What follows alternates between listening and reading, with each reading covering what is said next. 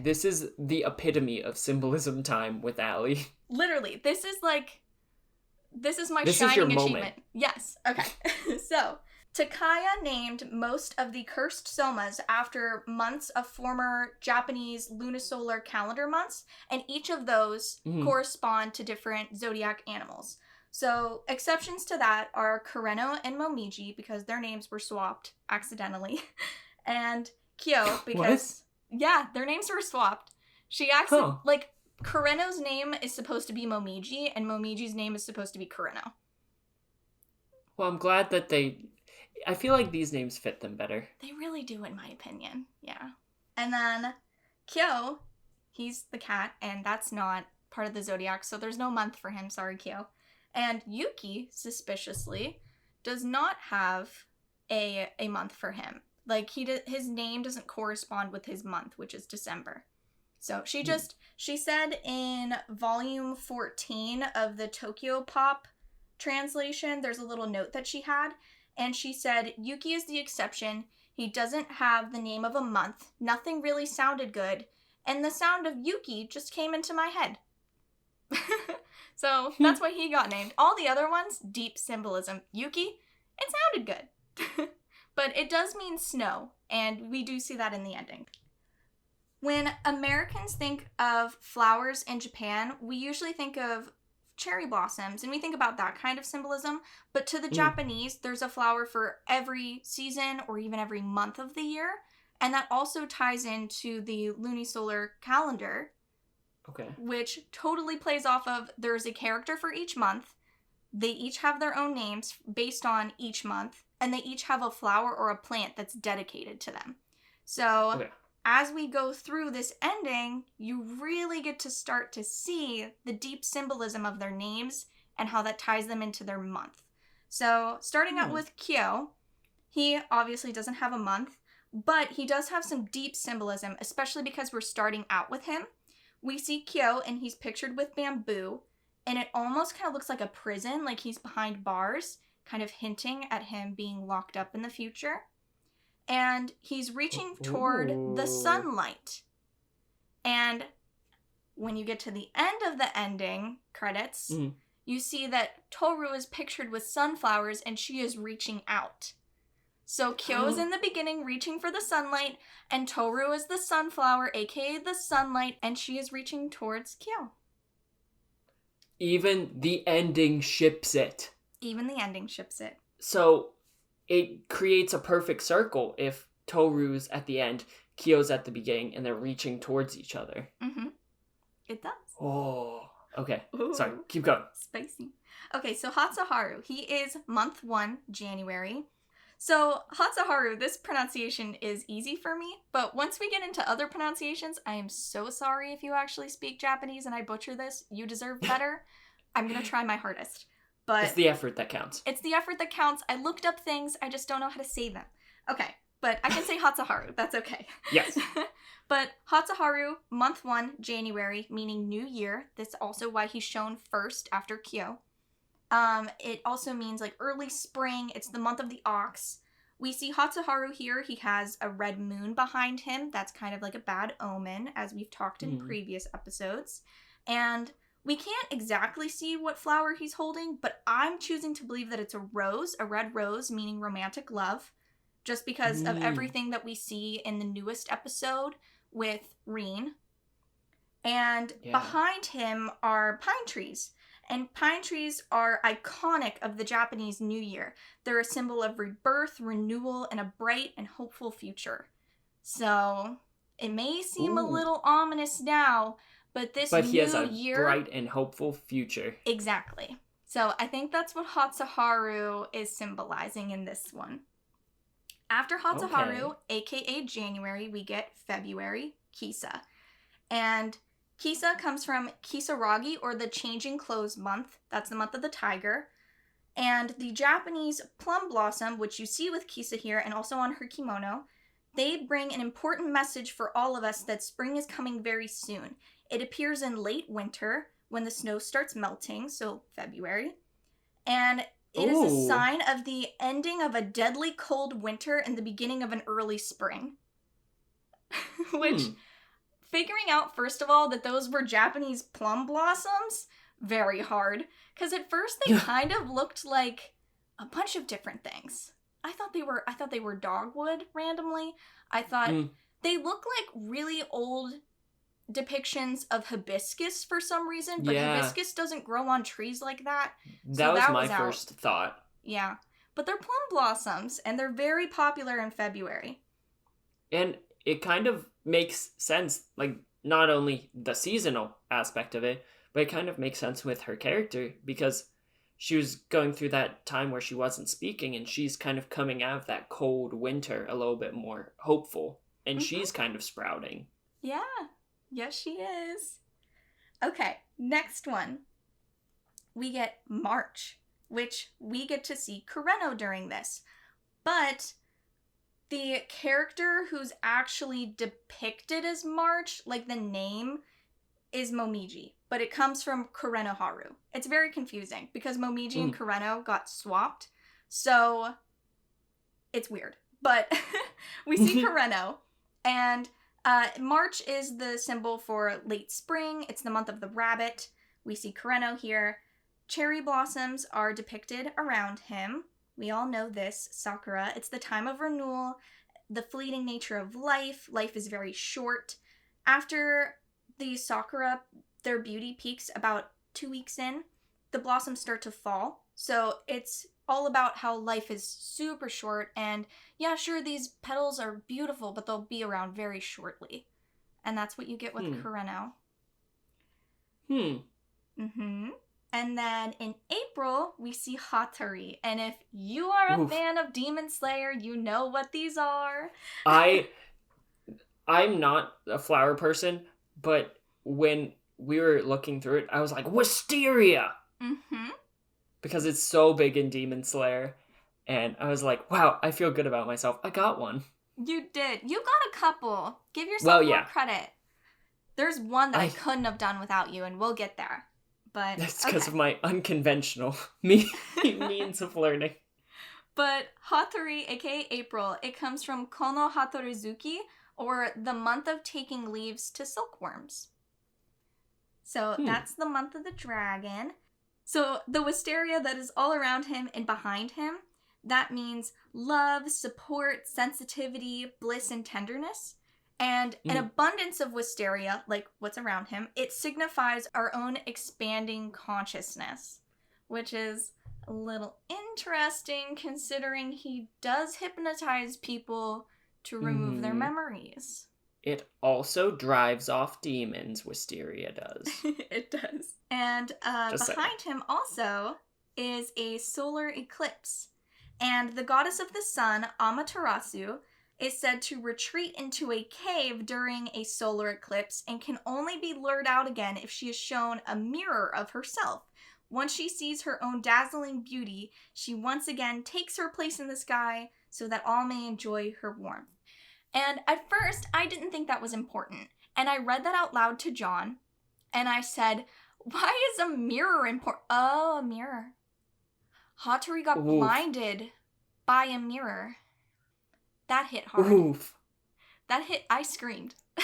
Wow. Like, you said that to me before, but it's still so wild how many layers some of these have. It just keeps going. It's ridiculous. But, okay, so that's April. That's dope. Next is May, and we have Ayame. We love that. Ayame. It comes from Ayamezuki, or the month of the irises. Ayame is specifically named after the blood iris, just so you know. That's the month of the snake.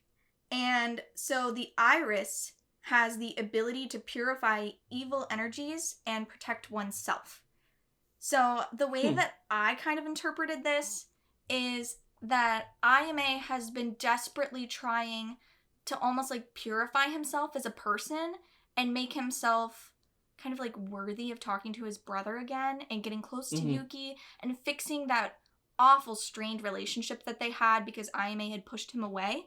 So I kind of took it as that Ayame is trying to purify himself But I don't know. His name also literally means iris, so that's probably why he's depicted with irises. I mean, that would make sense. Okay, next up is June, and that is Isuzu. Isuzu Kurizuki. I messed that one up, but you can look it up on Wikipedia if you need to. Roll with it. That is the month of the last cool spring days, and that's the month of the horse. So with Isuzu Rin here, we see, I'm pretty sure they're peonies. I'm like nearly positive. Peonies are known as the king of flowers. The peony is a Japanese flower that is used as a symbol of good fortune, bravery, and honor. Most importantly, for Isuzu's character, it is often used in tattoos to signify a devil-may-care kind of attitude, which I feel like that describes her. Yeah, I would say so. Yeah. That very, or at least how she comes off. Mm-hmm. Like how she presents herself. Because she has that very nonchalant, like can't be bothered demeanor. Like, ugh, I'm just not interested in you anymore, Haru. Even though she totally is protecting him. But she tries to come off with that devil-may-care personality. Okay, next, to break up the months, we have Kyoko. And this one hurts. So Kyoko is depicted with red spider lilies, which we've talked about before, and they're in a bunch of different anime. People know them as the flower that means that crap is about to go down. Oh yeah, they're in Demon Slayer. Oh, wow. Weird. So the flower means that crap is about to go down. It's the flower of the afterlife. They're often described as ominous flowers, and they grow in hell so that they can guide the dead to the next reincarnation. Kyoko also had a nickname, the Crimson Butterfly. Now, the Crimson Butterfly, their most obvious symbolism is a metamorphosis or transformation. This symbolism of transformation is taken another step further to suggest that they represent those who have died, and then they carry the recently departed souls. Now, in Japanese poetry, butterflies have been used to symbolize star-crossed lovers or the souls of lovers so that they can be together in death, if not in life. Okay. That's on point. Yeah, they really hit it on the head right there. This next one, I'm sorry, y'all. I really don't know. Okay, so it's July. This one. This one plagued me. It plagued me for an hour. Okay, Yeah. so we see Hiro. It is July now. And Hiro's name comes from Fumihiro Getsuki, and that is the month of publication, month of the goat, not year. And we see Hiro surrounded by a bunch of grass. There are all kinds of different grasses, but I know flowers, and sometimes I know trees, and if I try really hard, I can know birds. But I do not know grass, y'all. I don't know grass. Alright, hi. Editing Alley here. Sorry if the audio is different. It's also like 2 a.m. But anyways, so someone on Twitter, Strange LVV, they tipped me off to Hanafuda, and these different cards have different symbolisms that totally would have helped me identify a lot of these plants, and I really wish I saw this tweet earlier, but it also kind of validated me a lot because I got a lot of them right. I only got a few of them wrong. So I'm pretty proud of my flower and plant identification skills. Anyways, that's beside the point. They let me know that Hanafuda exists, and for Hiro's month, the plants that we couldn't identify are 2 different plants. So the plant of the month of July is the clover, but there's actually a little bit more to it than just that. So the plant that they're showing here is called the bush clover, aka hagi. It is a popular autumnal symbol, which is why I wrote it off. I was like, it's not clovers, but apparently it is. And it's associated with melancholy and unrequited love, which doesn't really pick up with me. And these purple flowers, I believe you can see in the lower left-hand corner, and also the white ones too. Clovers can be white as well. The other plant that is behind Hiro is a pea plant. And when I was reading up on it, it looks like there are a couple different clovers that can be used. And one of them, the bush clover, is closely related to the pea plant, which usually blooms from July to October. And these hagi cards are sometimes also called red beans in Hawaii. So there's a whole bunch of symbolism into it. I still don't entirely understand different types of grasses and plants that don't flower typically, but if you know of any more different bush clovers or plants that this could symbolize, and you know a lot about Hanafuda, please leave a comment because that would be so appreciated. And huge thank you to people who send me tweets and let me know about this stuff. Thank you, thank you. Okay, back with the video now. Okay, so August is Ritsu, coming from Odakari Tsuki, or that's the rice harvest month. And that's also the month of the monkey. And behind Ritsu, I believe, is a bunch of rice. Big rice fields. And because it's later in the month, they're looking a little bit darker. They're ready for harvest. And rice is an offering. Because it's the month of harvesting rice, rice is normally used, and the rice harvest is used as a time of celebration. And that's because once you move into autumn, there are different festivals which involve rice as thankful offerings to the gods. And if you go back to 8th century historical Japanese records, monkeys were sacred mediators between gods and humans. That's so cool. Right? And then there are geese that are flying over the rice fields. So those geese can mean that a new season is starting. And their cries specifically let you know that it's the end of August and autumn is beginning. But yeah, Ritsu has so much. After August, of course, is September. September is technically Kureno, but we see Momiji. And it comes from Momiji Suki, or Autumn Leaves Month, which is the month of the rooster. And here we see Momiji, and he is surrounded and also wearing what I am nearly positive are chrysanthemums. I think they're red and yellow variegated chrysanthemums. The yellow symbolizes feelings of friendship, joy, and fortune.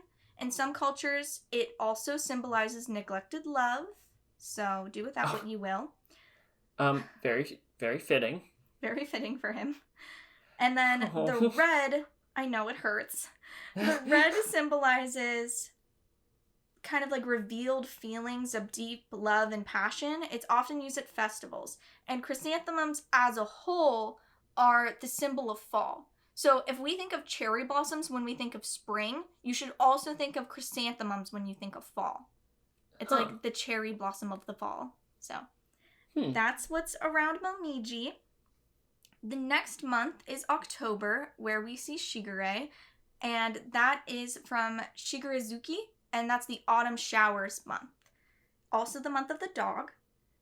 Around him are a bunch of red autumn maple leaves, which are funnily enough known as Momiji. They symbolize elegance, beauty, and grace, which is everything that Shigure tries to be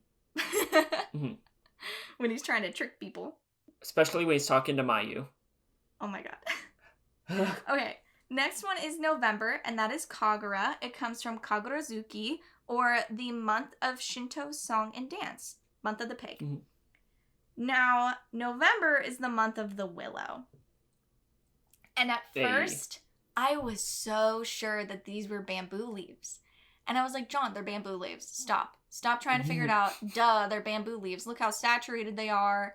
We already saw bamboo. I think I read somewhere about bamboo leaves meaning something specific that has to do with the end of the year or something like that. Like, they're bamboo, okay? Chill. And he goes, yeah, but what if they're willow?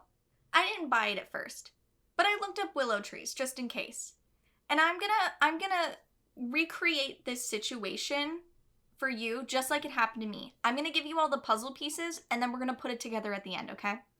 So, willow trees. Willows are associated with ghosts. The word frog in Japanese means return. Frogs can be linked with things or people returning to a place of origin. And then there are cherry blossoms that are on Kagura's kimono and also on the frog. And as we had stated when we talked about Kureno, cherry blossoms symbolize a time of renewal in the fleeting nature of life. Mm-hmm. Put those pieces together and you get Kagura's love for Kyo. It's dead. It's gone. They returned to their place of origin. And it was fleeting. It didn't last. And I'm in pain now. It's so sad. It's so sad, especially because she has such beautiful, happy, gorgeous, saturated imagery. Mm-hmm. But it means the fleeting nature of her love and how it's just gone. But the last month, of course, is December, which is Yuki. And as I had mentioned, Yuki's name didn't come from the month of December. It is the month of the rat, but his name translates to snow. So they aren't literally pulling from the month of December. But Yuki is being shown with what we are pretty sure are balloon flowers, also known as Chinese bellflowers. These symbolize unchanging love, honesty, and obedience. And he's holding a white rose, which means devotion, innocence, and silence. Which is very powerful when you realize that his image directly faces Akito's. Oh, best boy Akito. They're facing each other. Yuki is purity, white, obedience, honesty, unchanging love, and devotion, whereas Akito, in this next image, is holding a red camellia. And it almost looks like he has blood-stained hands. Oh. And the red camellia, to go off of Yuki's devotion, symbolizes the divine. It's often used in religious and sacred ceremonies. I've talked about camellias before. They're very deeply rooted in Japanese culture. So I definitely could go on for 30 minutes about camellias, but look it up if you want to know more. But pretty much God. And so Akito is God, Yuki is devoted. All right.